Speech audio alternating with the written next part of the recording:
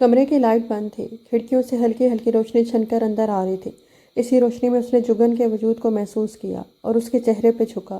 جگن کی آنکھیں ابھی بند تھیں مگر وہ خوشبو سے ہی جان گئی تھی کہ تاشفین کمرے میں موجود ہے۔ وہ اپنی ناک اس کے گال پر رگڑتے ہوئے کہہ رہا تھا، میں پچھلے آدھے گھنٹے سے باہر بیٹھا انتظار کر رہا تھا، اب اٹھتی ہو مگر تمہاری نیند ہے کہ پوری ہونے کا نام ہی نہیں لے رہی۔ اس نے حیرانی سے پوچھا، کیا باہر اندھیرا ہو چکا ہے؟ بظاہر تو اندھیرا ہے مگر مجھے تو ہر طرف روشنی ہی روشنی نظر آ رہی ہے۔ تاشفین کا خوشگوار موڈ جگن کے دماغ پر ہتھوڑے کی طرح لگا۔ میں اندر سے مر سی گئی ہوں اور اس کو ہری ہری سوج رہی ہے۔ دوغلا پہلو بدلتے ہوئے بتایا، ہاں جب انسان مصنوعی روشنیوں کا عادی ہو تو اس کو کیا فرق پڑتا ہے روشنی اصلی ہے یا نہیں، اس کو تو بس روشنی ہی نظر آتی ہے، پھر چاہے وہ بظاہر نظر آنے والی روشنی اندر نگل جانے والا اندھیرا ہی کیوں نہ ہو۔ واہ واہ، کیا فلسفہ کہا ہے۔ کہاں جا رہی ہو؟ 5 بجے کی سوئی ہوئی ہوں، اب باہر دیکھنے جا رہی ہوں کہ دنیا ویسی ہی ہے یا بدل گئی ہے۔ بیڈ سے نکلتے ہی سب سے پہلے اس نے بتی جلائی، کمرہ روشنی میں نہا گیا اور سب سے خوبصورت منظر بیڈ پر لیٹا تاشفین کا وجود تھا۔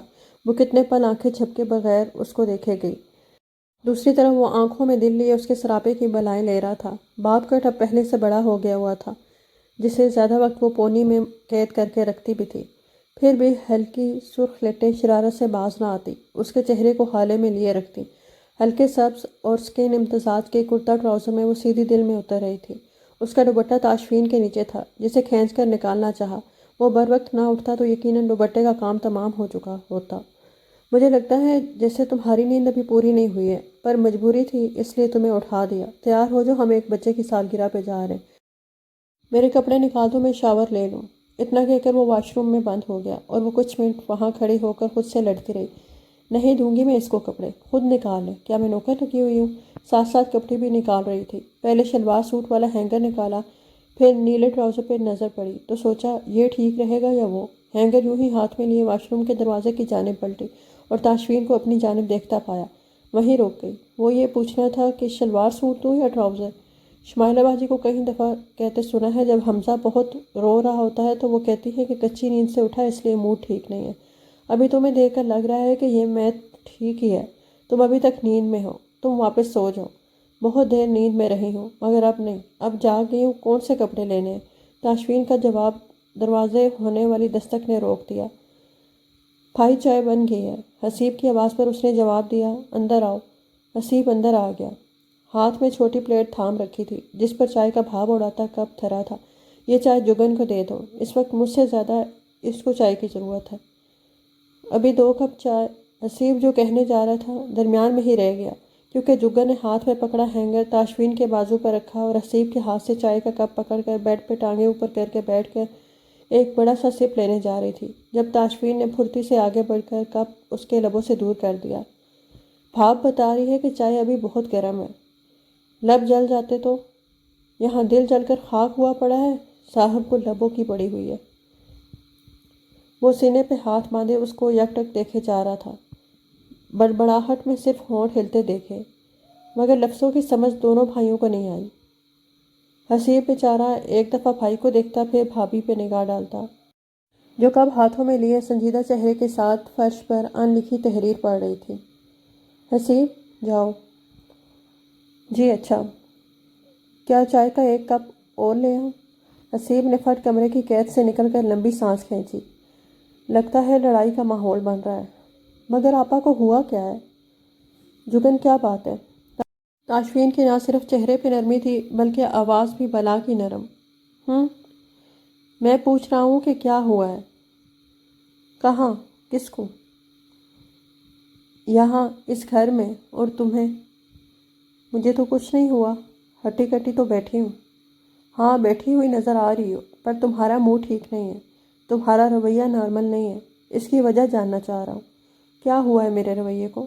آخر میں نے ایس پی صاحب کو کون سا تیر مار دیا ہے؟ میرا نام تاشفین ہے، جسے میں جانتی نہیں ہوں۔ پھر ایس پی کہہ کر کیوں بات کی؟ میری مرضی۔ کیا میرا گھر آنا اچھا نہیں لگا؟ آپ کا اپنا گھر ہے، آئیں جائیں، مجھے کیا تکلیف؟ جگن، میری طرف دیکھ کر بات کرو۔ تاشفین تھم گیا۔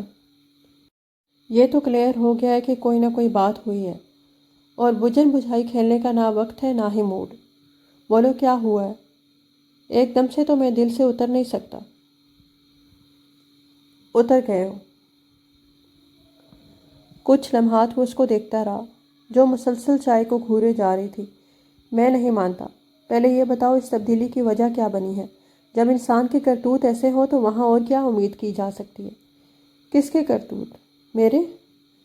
نہیں نہیں، آپ تو دودھ کے دھلے ہیں، میں تو اپنی بات کر رہی ہوں۔ تم مجھے کچھ بتا رہی ہو یا میں باہر جا کر گھر کے دوسرے افراد سے پوچھوں؟ میرے پاس بتانے والی کوئی وجہ نہیں ہے۔ مجھے ڈیڈی کی یاد آ رہی ہے، میں کچھ دنوں کے لیے گھر جانا چاہتی ہوں۔ ہاں مجھے بھی ایسا ہی لگ رہا ہے، تم اپنی فیملی کے لیے اداس ہو۔ چلو تیار ہو جو، میں لے جاتا ہوں۔ کتنے دن رکنا چاہتی ہو؟ بڑے خوش ہوئے ہو نا کہ چلو سر پر آ کر سوار ہو گئی تھی، اب جا رہی ہے، جان چھوٹ جائے گی۔ مجھے بھی کوئی شوق نہیں ہے ایک مکار انسان کے ساتھ ایک چھت کے نیچے زندگی بسر کرنے کا۔ کیا تمہارا دماغ چل گیا؟ کیا ہول فول بولے جا رہی ہو؟ ہاں میرا دماغ چل گیا ہے۔ میں تمہیں کیا سمجھی اور تم کیا نکلے؟ بیوی سے پیسے لیتے وقت انا اور خودداری آڑے آتی ہے، اور لوگوں سے رشوت کے نام پر حرام لیتے وقت شرم تک نہیں آتی۔ تاشفین کی کنپھٹی کی نس مسلسل تھرک رہی تھی، اور اپنے اندر اٹھتے ابال کو کنٹرول کرنے کے لیے گہری سانس بھر کر تحمل سے گویا ہوا، پچھلے ایک ہفتے سے مجھ پر کام کا بہت سٹریس رہا ہے۔ کتنے دنوں کے بعد آج گھر آیا ہوں۔ تمہیں کوئی احساس ہے؟ اس وقت مجھے تھکاوٹ بھی ہے اور کسی سے وعدہ کر کے آیا ہوں کہ اس کے بیٹے کی سالگرہ کی تقریب میں شامل ہوں گا۔ تمہاری کسی بات کا مجھے نہ سر سمجھ آ رہا ہے نہ ہی پیر۔ آسان لفظوں میں اگر بتا سکتی ہو تو احسان کرو، میں نے کیا ظلم کیا ہے؟ تم نے میرا اعتماد توڑا ہے۔ مجھے تم پر بہت مان تھا۔ لوگ جو کہتے ہیں کہ تم بہت ایماندار اور انصاف پسند افیسر ہو، سب جھوٹ ہے۔ تو سچ کیا ہے؟ سچ یہ ہے کہ تم بھی ہزاروں پولیس والوں کی طرح عام سے چھوٹے کردار کے آدمی ہو۔ وہ تم سے بہتر ہیں، کم از کم اپنے عیب چھپاتے نہیں ہیں۔ رشوت لیتے ہیں تو سرے عام لیتے ہیں، 1-2 ہزار یا چند سو لے کر بدنام ہوتے ہیں۔ تم نے اس دن سچ کہا تھا، بڑی مچھلیاں زیادہ خطرناک ہیں، جو لاکھوں کھاتے ہیں اور ظاہر بھی نہیں کرتے۔ تاشفین کی ہمت جواب دے رہی تھی، کیا میں نے رشوت لی ہے؟ تو کیا نہیں لی؟ میری طرف دیکھ کر بات کرو۔ جوگن نے کپ سائڈ میز پر رکھ دیا، کیونکہ اس کے ہاتھ کانپ رہے تھے۔ میں کچھ بکواس کہہ رہا ہوں۔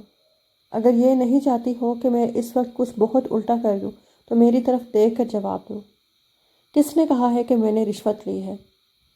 تاشفین کی آواز میں غصے کی زیادتی نے اس کو سر اٹھا کر دیکھنے پر مجبور کر دیا۔ وہ دونوں ہاتھ کمر کے پیچھے باندھے ایک دم سنجیدہ کھڑا خطرناک لگ رہا تھا۔ پلکوں کی باڑ اٹھی اور تاشفین نے اپنے دل کو جھڑک کر خاموش کرا دیا۔ ڈبڈبائی سرخ ہوتی آنکھیں جن میں شکوہ ہی شکوہ تھا۔ اگر رشوت نہیں لی تو آج وہ آدمی رقم دے کر گیا تھا۔ وہ کیا ہے؟ تمہارے تو مالی حالات اتنے اچھے نہیں جا رہے تھے، تو اب ایک دم سے 4 لاکھ کہاں سے آ گیا؟ تاشفین کا جی چاہا کہ سر پیٹ لے۔ اتنی سی بات پر تم نے یہ سارا فساد پیدا کیا ہے؟ تمہارے لیے تو یہ اتنی سی بات ہی ہوگی، مگر میرے لیے نہیں ہے۔ کیا تم سوئی ہوئی تھی جب میں نے تمہیں بتایا تھا کہ میں نے اسد کے حوالے سے بینک سے قرضہ نکلوایا ہے؟ 2-3 سیکنڈ لگے، مگر جگن نے جب ساری بات سمجھ لی تو جی چاہا کہ چلو بھر پانی ہو اور بس وہ ہو۔ اس دفعہ جب جگن نے نظر اٹھا کر دیکھا تو یوں لگا جیسے کوئی بلی کا بچہ موت کے ڈر سے سامنے بپھرے کھڑے شیر کو دیکھتا ہے، جس کا ڈر ہو کہ وہ کسی پل بھی دھاڑ دے گا۔ میں ایک دم سے میرے دماغ نے کام نہیں کیا، ورنہ مجھے یاد ہے کہ تم نے قرضے کا بتایا تھا۔ مرتے مرتے فکرہ مکمل کیا، مگر تاشفین نے کوئی جواب نہیں دیا۔ کمرے کے دروازے کی جانب بڑھا اور اگلے پل ہی غائب ہو گیا۔ جگن نے اپنی پیشانی پر سیدھے ہاتھ کی ہتھیلی ماری۔ آئے ہائے جگن، یہ کیا کر دیا؟ کیا کیا بول دیا؟ ہائے اللہ، میں نے اس کو مکار بول دیا۔ یہ تو مجھے کبھی معاف نہیں کرے گا۔ اس کی اتنی لمبی ناک ہے اور میں نے اسی ناک کو ہی نشانہ بنا دیا۔ میری واقعی عقل ماری گئی ہے۔ دروازے سے باہر جھانکا تو ہال خالی پڑا ہوا تھا۔ یقیناً جگن اور تاشفین یہ لڑائی ہوتے دیکھ کر سب جان بوجھ کر غائب تھے۔ دستک دے کر آواز لگائی۔ مریل سی چال چلتی ہوئی اسرار احمد کے کمرے تک آئی۔ ابو جی، کیا میں اندر آ سکتی ہوں؟ کیوں نہیں بیٹی، آ جاؤ۔ وہ شرمندہ ہی اندر آئی۔ اسرار احمد کے چہرے پر وہی سدا رہنے والی پرشفقت نرم مسکراہٹ تھی۔ ابو جی، مجھ سے ایک بہت بڑی غلطی ہو گئی ہے۔ تو کیا ہوا بیٹے؟ ہم سب سے ہی غلطیاں ہوتی ہیں، وہ انسان ہی کیا جو خطا نہ کرے۔ پر ابو جی، اگر میری غلطی معاف نہ ہوئی تو کیا ہوگا؟ اور میں نے تو بہت لمبی زبان استعمال کی ہے، کوئی حد کوئی لحاظ رکھا ہی نہیں ہے۔ بیٹی، غصے میں انسان کی عقل سلب ہو جاتی ہے، اور مجھے تو ایک چیز نے بہت خوشی دی ہے۔ وہ کیا ابو؟ میرا بیٹا اگر رسول پسند ہے تو بیٹی اللہ نے اس سے بڑھ کر تقویٰ والی دی ہے۔ جس کو لگا کہ شوہر کچھ غلط کر رہا ہے تو آنکھیں بند کر لینے کی بجائے وہیں اس کی کھنچائی کر دی ہے۔ مگر ابو، ادھر تو سب الٹ ہو گیا۔ اب وہ غصے میں نہ جانے کہاں نکل گئے ہیں۔ نہ کھانے کا پوچھا مجھ سے، انہوں نے اتنی دفعہ کپڑے مانگے اور میں بیٹھ گئی حساب برابر کرنے۔ اب کیا ہوگا؟ کرتے کرتے آنسو موتیوں کی طرح ٹوٹ ٹوٹ کر گرنے لگے۔ یہی سوچ کر جان نکلی جا رہی تھی کہ تاشفین کا دل دکھا دیا ہے۔ اس نے کہاں جانا ہے؟ اوپر چھت پہ گیا ہے۔ اچھا ہے، تازہ ہوا میں غصہ ٹھنڈا ہو جائے گا تو نیچے آ جائے گا۔ تم پریشان نہ ہو۔ اس کی اتنی جرأت کہ میری بیٹی سے خفا ہو؟ فارس سانت نکالتا آیا اور بولا، کیا آپ کی ہستی بستی زندگی میں آگ میرے کہنے لگائی ہے؟ کیا میں واقعی بھبک اٹھنی ہوں؟ بتاؤ میری پیاری آپا، میں نے تو تمہیں چھیڑنے کو بول دیا تھا کہ رشوت ہے، اور آپ نے آنکھ بند کر کے یقین کر لیا۔ نہیں، شک کا ناگ میرے اپنے دماغ میں اٹھا تھا، اس لیے عقل ماری گئی۔ یعنی جو ہوا اس میں میرا کوئی حصہ نہیں ہے، بالکل بھی نہیں۔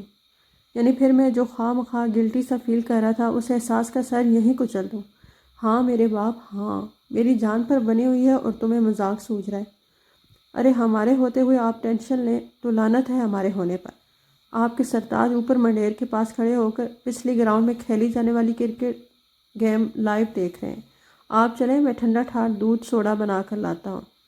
جیسے ہی بھائی نے ٹھنڈے محلول کا گھونٹ بھرنا ہے، اندر سے آواز آنی ہے، شیش، جیسے گرم کالے توے پر پانی کے چھینٹے پڑیں تو آواز آتی ہے۔ کیا تم میرے شوہر کو کالا توا بول رہے ہو؟ توبہ جی توبہ، میری اتنی جرأت! ویسے بھی وہ تو پریشر کوکر ہے جو اوپر کھڑا بھاپ چھوڑ رہا ہے۔ ابو، اب اگر اس نے تاشفین کے لیے کوئی الٹا لفظ استعمال کیا تو میں نے بس جوتا اتار لینا ہے۔ اسرار احمد ہنستے ہوئے بولے، بیٹی جوتے تو یہ ایک دن میں نہ جانے کتنے کھاتا ہے، پر ہے بڑا ڈھیٹ، اس کی صحت پہ کوئی چیز اثر نہیں کرتی۔ دیکھیں جی، آج ثابت ہوا ہے، بڑے بڑے آدمی بھی بیوی کے ہاتھوں ذلیل ہو جاتے ہیں۔ اچھا ہے جو میں ابھی سے خود کو بیزتی پروف بنا رہا ہوں۔ جگن اس کی بات کا مطلب سمجھ کر اس کے پیچھے اس کو مارنے کے لیے بھاگی، مگر وہ ایک پن میں لمبی ٹانگوں کا استعمال کرتا ہوا اس کی پہنچ سے دور ہو گیا۔ وہ منہ مسوڑتی ہوئی واپس آئی۔ ابو، اب معافی کیسے مانگوں؟ معافی مانگنے کی کیا ضرورت ہے؟ اسد نے تم لوگوں کو بلایا ہوا ہے، لیٹ ہو رہے ہو، جا کر تیار ہو جاؤ۔ تاشفین کی خبر میں لے لیتا ہوں۔ میرا نہیں خیال کہ وہ مجھے اپنے ساتھ لے کر جائیں گے۔ ایسے نہیں سوچتے۔ جاؤ، شاباش، تیار ہو جاؤ۔ کیا اور کوئی نہیں جائے گا؟ حسیب اپنے دوست کی طرف گیا ہے، عباس بھی اس کے ساتھ ہے، فارس ڈھولکی پر انوائٹ ہے، رہا میں کب کہیں جاتا ہوں۔ اچھا، آپ کہتے ہیں تو تیار ہو جاتی ہوں۔ اگر انہوں نے ساتھ نہ لے جا کر بےعزتی کر دی تو تب بھی کوئی بات نہیں ہے، بلکہ حساب برابر ہو جائے گا۔ اسرار احمد نے مسکراتے ہوئے اپنا سیدھا ہاتھ اوپر بلند کیا۔ جگن نے سر پہ آنچل ڈال کر سر آگے جھکایا۔ انہوں نے شفقت سے اس کے سر پر ہاتھ رکھ کر دعا دی، اللہ تم دونوں کو سدا خوشیوں سے نوازے۔ وہ نم آنکھوں سے اپنے کمرے میں آ گئی۔ نرگس کی شادی کے لیے ایک فراک خریدا تھا، وہی پہننے کا ارادہ کر لیا۔ آف وائٹ رنگ کا فل لینتھ بڑے گھیر والا نیٹ کا فراق، فل بازو جن کے آگے موٹی نیٹ لگی ہوئی تھی، سفید ہی دوپٹہ، 3 انچ کی ہیل چوڑی دار پاجامے کو نمایاں کر رہی تھی۔ دل لگا کر میک اپ کیا، مگر لک ساری نیچرل رکھی، آنکھوں کو اچھی طرح ہائی لائٹ کیا۔ تیاری مکمل کرنے کے بعد آئینے میں دیکھے بغیر بھی وہ جانتی تھی کہ گلیمر میگزین کی ماڈل والا میک اپ کیا ہے۔ نکلی پلکیں اس کی آنکھوں کو مزید قاتل بنا رہی تھیں۔ اس دوران تاشفین نے فارس کے ذریعے اپنا لباس منگوا لیا تھا۔ جگن نے اس دفعہ اپنی مرضی کی کریم کلر کا گرمیوں والا ڈریس، ٹراؤزر اور جیکٹ، ساتھ میں ہلکی اسکائی کلر کی شرٹ بھیج دی۔ براؤن جوتے دیے۔ آپا، بھائی کہہ رہا ہے کہ دیر ہو رہی ہے، جلدی آئیں۔ ہاں بس آ گئی۔ اس نے جلدی میں کانوں میں سلور سٹرڈز ڈالے اور اپنا 3 گز نیٹ کا دوپٹہ سنبھالتی ہوئی باہر نکل آئی۔ وہ بیرونی دہلیز کے پاس انتظار میں کھڑا تھا۔ جگن کے قدموں کی رفتار تقریباً تھم گئی، دھڑکن بھی۔ تاشفین نے شیو نہیں کی تھی، ہلکی سی بڑی داڑھی، چہرے پر غضب کی سنجیدگی، اور وہ یہ فیصلہ نہ کر پائی کہ آیا کریم 2 پیس ڈریس سوٹ نے تاشفین کی شخصیت کو 4 چاند لگائے تھے یا تاشفین نے ایک عام سے سوٹ کو پہن کر خاص بنا دیا تھا۔ وہ محسوس کر چکا تھا کہ اس کو دیکھنے کے بعد ایک دفعہ پھر ڈے ڈریمنگ میں چلی گئی ہے۔ وہ تعصب سے سر ہلاتا ہوا باہر کو نکل گیا۔ 2 سیکنڈ کے فاصلے پر اس نے بھی تقلید میں قدم اٹھائے۔ فارس نے شرارتی مسکراہٹ سمیت خدا حافظ بولا۔ جگن اس کو وارن کرتی ہوئی باہر نکلی۔ گلی میں اندھیرا تھا اور وہ وہیں کھڑا تھا جس سے وہ سمجھی کہ گاڑی تک پہنچ چکا ہوگا۔ جانتا تھا کہ اونچی نیچی گلی میں اندھیرے کے دوران چلنے میں دشواری پیش آنی ہے، اس لیے کچھ کہے بغیر اپنا ہاتھ آگے بڑھایا۔ جگن نے جھجکتے ہوئے ہی مگر اس کا ہاتھ تھام لیا۔ وہ اب بھی غصے میں ہی لگ رہا تھا۔ گاڑی گلی کے سامنے ہی پارک تھی۔ اس کے لیے دروازہ کھولا۔ جب وہ بیٹھ گئی تو اس کا دروازہ بند کرتا ہوا ڈرائیونگ سیٹ کی جانب بڑھ گیا۔ جیسے ہی گاڑی بازار سے نکل کر سڑک پر فراٹے بھرنے لگی، جگن کے پیٹ میں تتلیاں اڑنا شروع ہو گئیں۔ تاشفین کے توجہ حاصل کرنے کی کوشش میں زور سے گلا صاف کیا، مگر دوسری جانب سے کچھ نوٹس نہ لیا گیا۔ جگن نے پھر ہمت کی۔ میں کچھ کہنا چاہتی ہوں۔ یوں لگا جیسے خود کلامی کی ہو، کیونکہ دوسرے فرد کے کان پر تو جوں تک نہ رینگی تھی۔ تاشفین، میں شرمندہ ہوں۔ تاشفین نے کہا کچھ نہیں، بس گاڑی کی سپیڈ بڑھا دی۔ جگن اس کی جانب رخ کر کے سیٹ پر ترچھی ہو کر بیٹھی۔ تمہاری خاطر اتنا میک اپ کر کے آئی ہوں، کم از کم ایک نظر دیکھ تو لو۔ ہنوز کوئی رد عمل نہ ملا۔ تاشفین پلیز، بولا تو ہے کہ میں بہت شرمندہ ہوں۔ میں کچھ زیادہ ہی جذباتی ہو گئی تھی، مجھے وہ سب نہیں بولنا چاہیے تھا۔ تم نے بات بتائی آخر میں تھی، مگر اپنے عجیب و غریب رویے سے پہلے جو مجھے اتنی ذہنی پریشانی دی وہ ٹھیک نہیں تھا، اسی لیے تو معذرت کہہ رہی ہوں۔ آئندہ اگر دماغ میں کوئی فطور آئے تو سارا پاکستان گھمانے کی بجائے سیدھے پوچھ لیا کرنا۔ غصے میں تو تم انتہائی خطرناک عورت ہو، اگلے انسان کو اس پوائنٹ پر پہنچا سکتی ہو جہاں وہ سوال پوچھ کر ہی اس پوائنٹ پر آ جائے کہ جواب جاننے سے پہلے ہی خودکشی ہی کر لے۔ اب ایسے بھی بات نہیں ہے، اور آپ خود بھی میری طرف دیکھ کر بات کرو۔ مجھ پہ تو بڑا رعب ڈالتے ہو۔ تمہاری طرف دیکھوں تاکہ زندہ منزل پر نہ پہنچ پاؤں۔ میں تو سوکھا رعب ڈالتا ہوں، تم تو سیدھا دل سے اتار دیتی ہو۔ وہ تو بس میں نے ایسے ہی کہہ دیا۔ بھلا تاشفین بھی کبھی دل سے اتر سکتا ہے؟ تاشفین نے ہنستے ہوئے گردن موڑ کر اس کو ایک نظر غور سے دیکھا۔ مزید کچھ کہا تو میں گاڑی یہیں سے واپس موڑ لوں گا۔ جگن دلکشی سے ہنسی۔ ہم جا کہاں رہے ہیں؟ کسی سالگرہ میں؟ نہیں، وہاں پر فون کر کے معذرت کر لیا۔ تو پھر ہم کہاں جا رہے ہیں؟ سرپرائز۔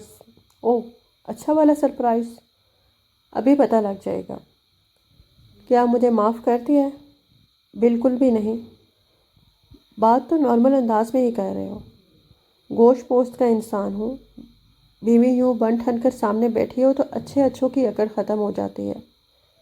پھر میں کس کھیت کی مولی ہوں؟ جگن ہنستے ہوئے بولی، میری تعریف کر رہے ہیں؟ سیدھے الفاظ میں بھی بتا سکتے تھے۔ وہ کیسے؟ یہ کہہ کر کہ جگن آج بہت پیاری لگ رہی ہو۔ میں جھوٹ کیوں بولتا؟ تو کیا اچھی نہیں لگ رہی ہوں؟ صرف آج اور اس وقت ہی تو نہیں، ہر حال میں پیاری لگتی ہو۔ جگن نے الجھن سے اس کو دیکھا۔ وہ بات تو اس کے ساتھ کر رہا تھا، مگر ساری توجہ بیک ویو مرر پر جمی ہوئی تھی۔ وہ پلٹ کر پیچھے دیکھنے لگی جب تاشفین نے اس کو ٹوک دیا، جگن پیچھے نہیں دیکھنا۔ کیوں؟ پیچھے کیا ہے؟ کچھ بھی نہیں ہے، مگر تم پیچھے مت دیکھنا۔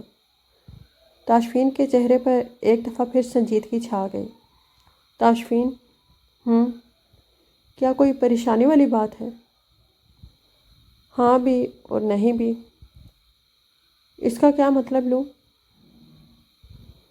میں یہ سوچ کر تمہیں اپنے ساتھ لایا تھا کہ آج تمہیں تمہارے والدین سے ملوا کر لاتا ہوں۔ مجھے یقین ہے کہ تم نے ان کو یہاں آنے کے بعد ٹھیک سے بھی فون نہیں کیا ہے۔ میری یہاں موجودگی کا صرف ڈیڈی کو علم ہے۔ ممی کو اس لیے لا علم رکھا ہے کہ انہوں نے الماس کو بتا دینا تھا۔ تمہیں الماس سے کیا ڈر ہے؟ ڈر تو کوئی نہیں ہے، مگر وہ میرے یہاں آنے کو لے کر بہت شور کرے گی۔ اس لیے اگر الماس نے تمہیں مجبور کیا کہ مجھے چھوڑ دو تو کیا چھوڑ دو گی؟ آئی ایم شیور الماس مجھے ایسا کسی فیصلے کے لیے فورس نہیں کرے گی، کیونکہ یہ میری زندگی ہے، فیصلہ بھی میرا ہی ہوگا۔ فرض کرو اگر وہ فورس کرتی ہے تو پھر؟ جوگن نے تاشفین کی آنکھوں میں دیکھتے ہوئے کہا، میں ایسی بھیانک صورتحال کیوں فرض کروں؟ اگر فرض ہی کرنا ہے تو ابن انشا کی طرح فرض کرتی ہوں۔ وہ کہتے ہیں کہ وہ نظم پڑھنے لگی۔ کیا میرا نظم پڑھنا اتنا برا لگا ہے کہ یوں اندھا دھند گاڑی بھگانی شروع کر دیے؟ کاش ایسا ہی ہوتا، مگر اس وقت یہ سچ نہیں ہے۔ تم جانتے ہو اس سڑک پر تم 40 کی سپیڈ سے نہیں جا سکتے، تمہیں جرمانہ بھی ہو سکتا ہے۔ ایک طرف جان جانے کا خطرہ ہو اور دوسری جانب چند 100 کے جرمانے کا، تم کون سی آپشن کا انتخاب کرو گی؟ بے اختیار جوگن کے دونوں ہاتھ اس کے منہ پر گئے۔ او میرے خدایا، کیا کوئی ہمارا پیچھا کر رہا ہے؟ میں ہوں نا، تم نے پریشان نہیں ہونا۔ ہائے میرے اللہ، یعنی واقعی ہمارا پیچھا ہو رہا ہے۔ دیکھو، جن عظیم لوگوں کے نقش قدم کو لوگ فالو کرتے ہی ہیں، اس میں بڑی بات کیا ہے؟ کتنے لوگ ہیں، یا یہ پوچھوں کہ کتنی گاڑیاں ہیں؟ تفصیل کو گولی مارو اور میری بات پر کان دھرو۔ میں ایک رش والی جگہ پر ٹرن لوں گا، تم نے فوراً گاڑی میں سے نکل کر ہجوم کا حصہ بن جانا ہے۔ کیا تمہارے فون تمہارے پاس ہے؟ تاشفین، میں ہرگز بھی گاڑی سے نہیں نکلوں گی جب تک کہ تم میرے ساتھ نہ آؤ۔ جوگن، اس وقت جذبات کو سنبھال کر رکھو، عقل کو حاضر کرو۔ وہ لوگ مسلسل ہمارے پیچھے ہی ہیں، موقع دیکھ کر وار کریں گے، اور اس سے پہلے مجھے تمہیں گاڑی سے نکالنا ہے۔ تاشفین، میں ہرگز تمہیں اکیلا چھوڑ کر نہیں جاؤں گی۔ جوگن، trust me darling, I know what I am doing. مجھے انتہائی افسوس ہے کہ یہ سب ہو رہا ہے، مگر میں کسی طرح بھی تمہیں کوئی نقصان پہنچتا نہیں دیکھ سکتا، اس لیے میری بات مان کر مجھے دنیا کا امیر ترین شخص بنا دو۔ تاشفین، یہ کوئی وقت ہے ایسے ڈائیلاگس مارنے کا؟ یہ اگلا موڑ کاٹتے ہی تم نے جلدی سے گاڑی چھوڑ دینی ہے، سر جھکا کر جانا۔ آگے بوتیکس وغیرہ ہیں، کسی بھی دکان میں بیٹھ کر میری کال کا انتظار کرنا۔ اگر کچھ برا ہو گیا تو پھر؟ تم دعا کرو گے تو کچھ بھی برا نہیں ہوگا۔ 3 منٹ بعد گاڑی میں روک رہا ہوں۔ جوگن نے گاڑی میں رکھی پانی کی بوتل کے ساتھ چند ٹشو بھگوئے اور اپنی آنکھوں کا میک اپ صاف کر دیا۔ گاڑی روکنے سے پہلے تاشفین نے ہاتھ بڑھا کر اس کو کندھے سے تھام کر اپنے قریب کیا اور کان کے قریب سرگوشی کی۔ آئی لو یو، ناؤ گو۔ جوگن بمشکل اپنے آنسوں پر قابو پاتے ہوئے گاڑی سے نکل گئی۔ 1 سیکنڈ کی دیر کیے بغیر تاشفین نے گاڑی آگے بڑھا دی۔ جوگن کا دل اس کے حلق میں دھڑکتا ہوا محسوس ہونے لگا۔